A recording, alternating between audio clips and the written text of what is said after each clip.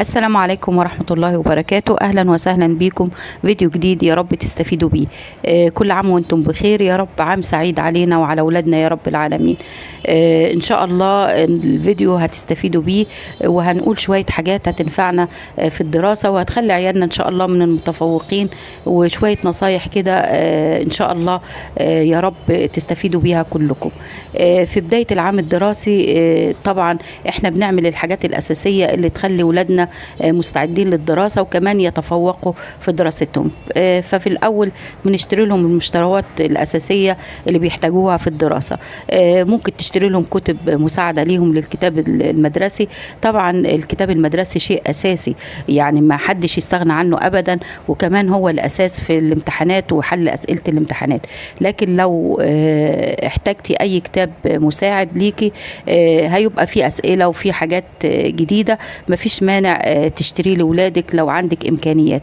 وممكن كمان لو كان الصف الدراسي اللي هم موجودين فيه يعني المناهج ما اتغيرتش، ممكن تستعيني بكتب أصدقائك أو حد معرفة ليكي إنهم يديهم الكتب بتاعت ولادهم بتاعت السنة اللي قبليها. لكن لو الكتب اتغيرت طبعا لازم تشتري كتب جديدة لو عندك إمكانيات. اليوتيوب شيء مهم جدا في الدراسة، والمنصات بتاعت التربية والتعليم اللي بينزلوها المدرسين عليها بتبقى فيها حاجات حلوة جدا، الطلبة بيستفيدوا بيها وبيتفوقوا بسبب حل الأسئلة بتاعتهم. كمان بنحاول ان احنا نركز ان احنا نجيب لهم معظم الأدوات الدراسية في بداية العام الدراسي. ممكن تحوشوا أو الولاد يحوشوا من بداية الأجازة، أو كل ما يكون معهم مبلغ يقتصدوا منه ويشتروا شوية أدوات من أدوات الدراسة زي كتب وكشاكيل وكراسات. ممكن نجيب لهم علبة أقلام كاملة، دستة بتقع رخيصة جدا يعني بتبقى بنص الثمن. ممكن نجيب لهم علبة أقلام رصاص، أساتيك، الحاجات كلها الدراسية ممكن نستفيد بيها في أول العام الدراسي. لما تكون في تخفيضات ممكن نجيب لهم كمية ونخليها في البيت، بحيث ان الطالب ما يضطرش ينزل يشتري حاجة مخصوص ويضيع وقته، او انت مثلا ما تكونيش فاضية او باباهم ما يكونش فاضي فيقولوا ان احنا ناقصهم قلم، كراسة، كشكول، يعني اي حاجة دراسية بتبقى ناقصاهم. فما بتشتري بكمية وبأسعار مخفضة بتبقى الحاجات موجودة عندك في البيت وسهل انك تستخدميها وتديها لأولادك في اي وقت.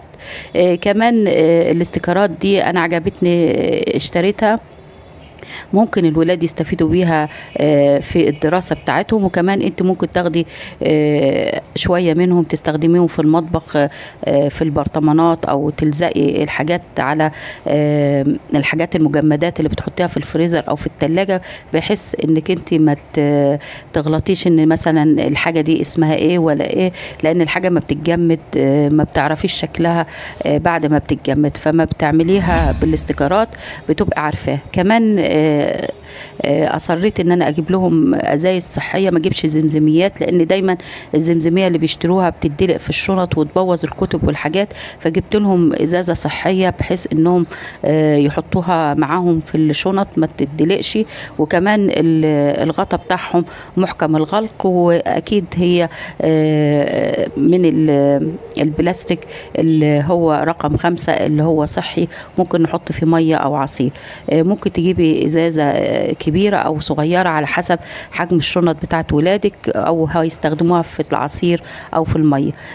ممكن تحطيها من بالليل في الفريزر وبحيث انها تقعد معاهم اليوم كامل. كمان جبت لهم مساطر صغيره لانهم عندهم مساطر كبيره وكمان مش غاليه قوي، بحيث ان لو اتكسرت او ضاعت يعني مش هتبقى مشكله، ممكن نجيب غيرها او يستخدموا الموجود عندهم.